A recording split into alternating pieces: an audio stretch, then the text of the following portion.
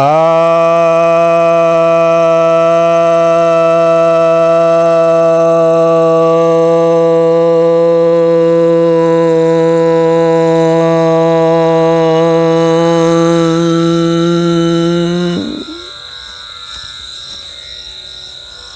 भक्तजनों को सप्रेम नमन। भक्तों, आज मैं आपके समक्ष श्रीमद् भगवद गीता के दूसरे अध्याय के 47वें श्लोक पर प्रवचन सुनाने जा रहा हूँ। गीता का यह सबसे लोकप्रिय श्लोक है, आप सभी ने अवश्य सुना होगा। भगवान कहते हैं, श्री भगवान वाच कर्मण्येवाधिकारस्ते मां फलेषु कदाचन मां कर्म फल हेतुर्भुर्मा ते संगोस्तु कर्मणि। अर्थात तुम्हें अपना कर्म करने का अधिकार है, लेकिन फल पर नहीं।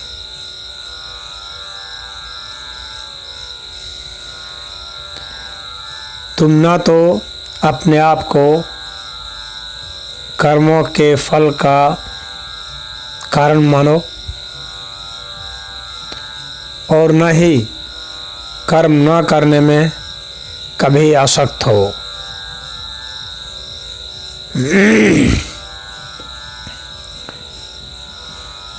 यह श्लोक ऐसे तो लोकप्रिय है, परंतु बहुत लोग इसके विषय में भ्रांत रहते हैं, क्योंकि कर्म की गति बहुत गहन है। कर्म और कर्म फल को समझना इतना आसान भी नहीं है। कहते हैं कि कर्म पर तुम्हारा अधिकार है। पहले तो हमें समझना होगा कर्म क्या है।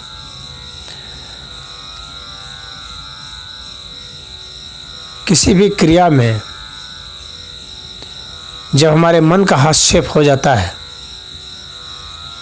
तो वह कर्म बन जाता है। और क्रिया क्या है? किसी भी वस्तु का एक स्थान से दूसरे स्थान को गति करना क्रिया है। यदि उस गति का कारण मन बनता है, यानी मन का उसमें कहीं ना कहीं हस्तक्षेप होता है, मन भी एक कारक के रूप में शामिल होता है, तो वह कर्म हो जाता है। तो यहाँ कहते हैं कि कर्मण्येव अधिकारस्ते, कर्म पर तुम्हारा अधिकार है, यानी हस्तक्षेप करने पर तुम्हारा अधिकार है। यह समझ लेना चाहिए। कर्म पर पूरा अधिकार है ऐसा नहीं समझना चाहिए कि पूरा का पूरा तुम्हारा कर्म पर अधिकार है। कर्म पर अधिकार है इसका मतलब नहीं है कि समग्र कर्म पर अधिकार नहीं है। पूरे कर्म पर तुम्हारा अधिकार नहीं है। पूरे कर्म पर अगर अधिकार होगा तो कर्म फल पर भी अधिकार हो जाएगा, क्योंकि कर्म फल और कुछ नहीं है, कर्म का ही एक दूसरा स्वरूप है, दूसरा दृष्टिकोण है।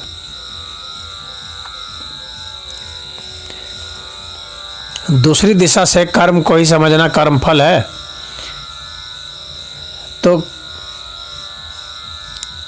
कर्म पर अधिकार है करने का मतलब इतना ही है कि जो क्रिया हो रही है उसमें मन कहीं शामिल हो जाता है, मन का हस्तक्षेप हो जाता है, वहाँ तक अधिकार होता है।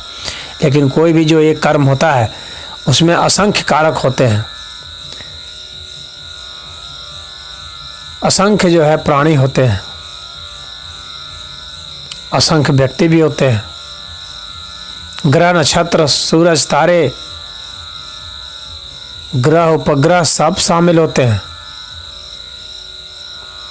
तब जाकर के कोई घटना घटती है। छोटी से छोटी भी जो घटना है, एक अणु के भी एक जगह से दूसरी जगह को गति करने में असंख्य कारक है, और उनमें से किसी पर भी हमारा अधिकार नहीं है।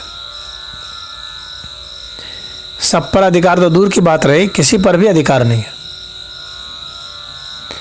ये अधिकार जो है हमारा अहंकार है, वहम है, हमारा भ्रांति है कि हमारा अधिकार है। हमें तो अपने दिल पर भी अधिकार नहीं है, हमारे दिल में जो वाल्व है उस पर भी अधिकार नहीं है, उसको नहीं हम अपने हिसाब से गति करा सकते। हमें अपने हथौड़ियों पर अधिकार नहीं है, अपने गुर्दे पर अधिकार नहीं है, फेफड़े पर अधिकार नहीं है, अपने मन मस्तिष्क पर अधिकार नहीं है। हमारा अधिकार सिर्फ एक वहम है, भ्रांति है, क्योंकि एक एक जो छोटी से छोटी जो कोशिकाएं हैं हमारे शरीर में हैं वो हमारी इच्छा के अनुसार नहीं चल रही है, वे हमारी इच्छा के अनुसार गति नहीं कर रही है, वो तो अपने प्राकृतिक रूप से सहज प्रवृत्ति से गति कर रही है। उसमें अनगिनत कारक लगे हुए हैं। तो एक छोटी से छोटी चीज़ जो है इस पूरे अस्तित्व की, उसमें असंख्य कारक होते हैं, कुछ दृश्य कुछ अदृश्य। कुछ अदृश्य क्या मैं कहूँ तो अधिकतर अदृश्य, और जितने कारक जो हम जानते भी हैं उनमें से कितने पर हमारा अधिकार होता है और कितने के बारे में हम पूरा जानते भी हैं। हमारा नॉलेज ही बहुत सीमित है, हम एक छोटी से छोटी चीज़ को भी अच्छा से नहीं जाना। हम पत्ते के बारे में भी क्या पूरा जान पाए अभी तक? हम एक परमाणु के बारे में भी पूरा नहीं जान पाए। तो फिर ये पत्ता तो बहुत बड़ी संरचना है, ये शरीर तो बहुत बड़ी संरचना है, तो अभी हम कहाँ जाने हैं? और फिर अगर जितने हिस्से को जान लिए क्या उस पर हमारा काबू है? तो नहीं है। अभी हम मन को भी कहाँ जाने हैं, तो क्या मन पर काबू है? नहीं है। तो फिर मन के हस्तक्षेप पर कहाँ से काबू होगा? तो हमारा बहुत न्यूनतम जो नियंत्रण है, बहुत ही न्यूनतम है, नगण्य मात्र है। बस उतना ही हमारा अधिकार है जो हम हस्तक्षेप कर देते हैं। वह जो छोटा सा अधिकार है उसी को ईगो कहते हैं। वह अधिकार हमारा कर्म पर आ रहा है, क्रिया पर आ रहा है, जो कि वह कर्म बना रहा है। तो कह रहे हैं कि वो मामले से हस्तक्षेप का अधिकार तुम्हारा है, कर्म फल पर नहीं, क्योंकि कर्म फल में तो असंख्य कारक हो जाएंगे। तुम्हारे जैसे ऐसे अधिकार वाले कितने उसमें शामिल हो जाएंगे। हमारे भीतर में करोड़ों प्रकार के जीवाणु रहते हैं, उन सब के भी अपने अपने मन हैं, उन सब का भी अपना अपना हस्तक्षेप है। तो जो भी घटना घटेगी, जो फल आएगा, उसमें तो असंख्य कारकों की अभिव्यक्ति होगी। असंख्य जीवाणु जो हमारे शरीर में है, उनकी जो बाहर के लोग हैं जो हस्तक्षेप करेंगे, जो वनस्पतियां हैं, जो मौसम है, जो और आकाशीय खगोलीय पिंड है, उन सब का हस्तक्षेप है, अणु परमाणुओं का हस्तक्षेप है। तो इसलिए हमारा कर्म फल पर अधिकार नहीं होता है।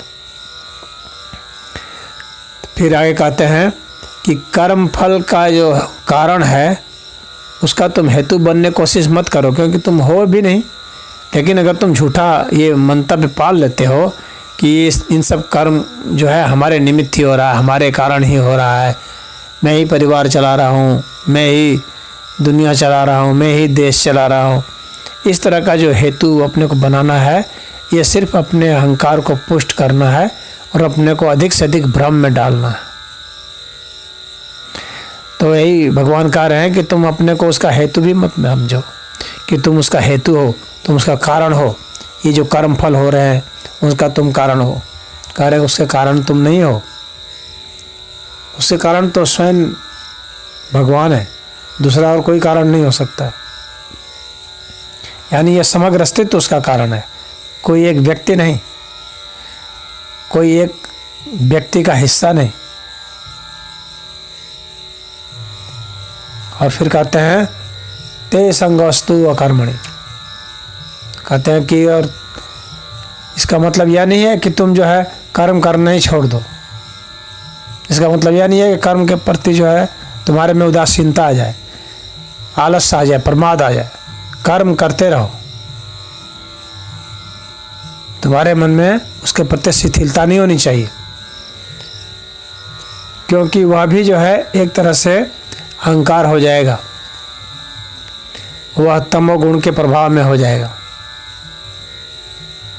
तो एक तो रजोगुण के प्रभाव में हो रहा था अधिकार का, एक तमोगुण के प्रभाव में आ जाएगा।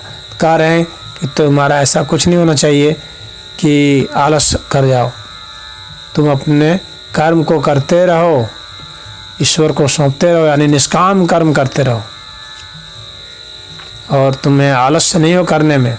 अपने कर्तव्य कर्म को करते रहो, निमित्त कर्मों को करते रहो, नित्य कर्म है उनको करते रहो, जो शास्त्र के द्वारा कर्म बताए गए हैं उनको तुम करो। आदेश मान करके, ईश्वरीय आदेश मान करके उसको करो, निष्काम भाव से करो, सभी जीवों के कल्याण के लिए करते रहो कर्म। इससे तुम्हारे में संग दोष नहीं रहेगा, असंग हो जाओगे। यदि कितने लोग हैं जो इस पर चर्चा करते हैं कि नहीं, कर्म पर तो व्यक्ति का अधिकार है, तो कर्म करके आप क्या बन सकते हैं? बच्चे बन सकते हैं। कर्म करने की पूरी छूट होगी। क्या अपने शरीर को बढ़ा सकते हैं? क्या हाथी बन सकते हैं? तो हम लोग की सीमा है। क्या दिल की धड़कन को रोक सकते हैं? तो हमारे कर्म की बहुत सीमाएं हैं, हमारे हस्तक्षेप की बहुत सीमा है। हमें उस सीमा को पहचानना होगा, तो हमारा अहंकार खंडित हो जाएगा। हम समझने लगेंगे कि हम अनावश्यक अपने अहंकार को बहुत बड़ा बनाए थे, हम अपने हस्तक्षेप को बहुत बड़ा बनाए हुए थे। 1 घंटा सांस रोकने के लिए कहा जाएगा, क्या रोक पाएंगे? अपने विचार को रोकने के लिए कहा जाएगा, रोक पाएंगे? तो कर्म की हमारी बहुत जो है सीमाएं हैं, हमारे हस्तक्षेप की बहुत सीमाएं हैं, हमारे सोचने के दायरे की सब सीमाएं हैं। इन सभी सीमाओं को हमें पहचानना होगा और हमें समझना पड़ेगा कि कोई भी जो ये कर्म है उसमें असंख्य कारक होते हैं। तो कितने लोग जो अपने अहंकार में सोचते हैं कि मैंने कर्म किया, कुछ भी उनके जीवन में अनुकूल घटना घटित हो जाती है तो उसको वो अपना कर्म मान के अपने को क्रेडिट देते हैं, अपनी पीठ थपथपाते हैं और डींग हाँकते हैं दूसरे के सामने में कि देखो मैंने कर दिया, मैंने कर दिया। अपने अहंकार को पुष्ट करते हैं और अपनी भ्रांति को।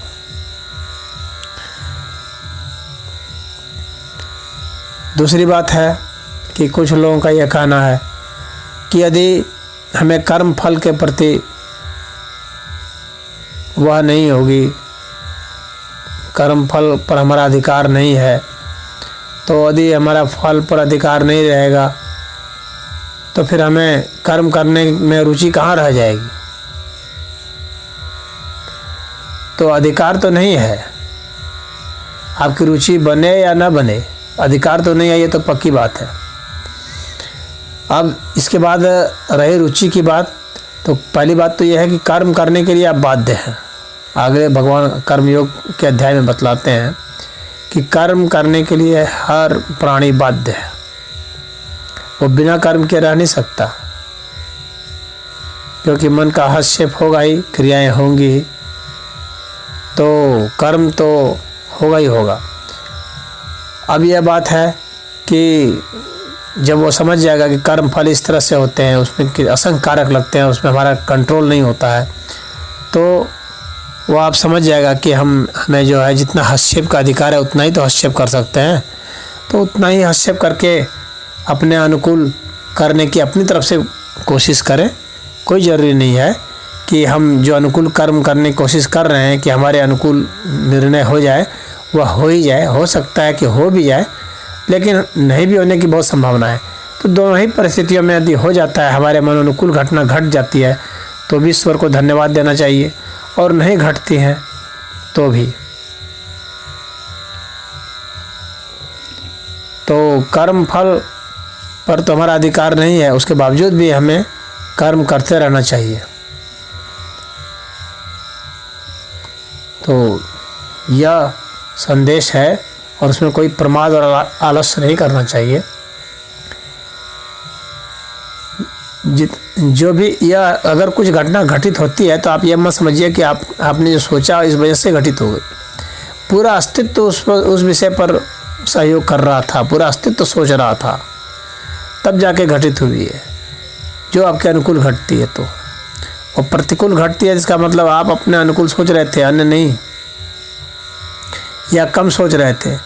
तो ये जो ज़्यादा खिलाफ सोचने वालों की या जिसकी ज़्यादा खिलाफ वर्क करने वालों की संख्या ज़्यादा है, उनका प्रभाव ज़्यादा है, तो इस वजह से आपके प्रतिकूल घटना हुई। और अनुकूल घटना हुई मतलब कि सभी समर्थन में थे तभी हो गई, या अधिकतम समर्थन में थे तो वो घटना आपकी घट गई।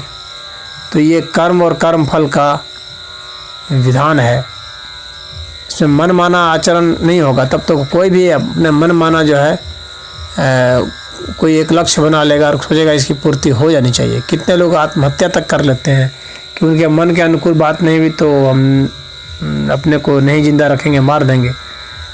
तो ऐसा, इससे कोई लाभ नहीं होगा। घटनाएं तो आपके अनुसार हर समय घटित हो ऐसा होता ही नहीं है, और ये मूर्खता है स्वयं को मारने की कोशिश करना। हालांकि स्वयं को मारना भी आपके अधिकार में नहीं होता है, उसमें भी पूरा अस्तित्व अनुकूल भूमिका निभाएगा तभी आप मर पाएंगे, अन्यथा मर भी नहीं पाएंगे। लेकिन ऐसा सोचना भी उचित नहीं है। अब कर्म के रहस्य को, इसकी गहन गति को जब समझेंगे तो फिर निष्काम भाव से कर्म करने की ओर प्रेरित होंगे, तब व्यक्ति आध्यात्मिक लाभ उठा लेता है, उस तरफ चल पड़ता है, ये भगवान का पथ है। तो यह भगवान का यहाँ पर संदेश है। वैसे भी भगवत प्राप्ति जो है वो कर्मों पर तो निर्भर नहीं है, वो हमारे भाव और बोध पर ज़्यादा निर्भर है। तो हमारे भाव और बोध अगर अच्छे रहेंगे, निष्काम रहेंगे, हम कुछ भी करते हों उसमें हमारा भाव तो समर्पण का ही होना चाहिए, तो उससे जो है आध्यात्मिक उन्नति हो जाती है।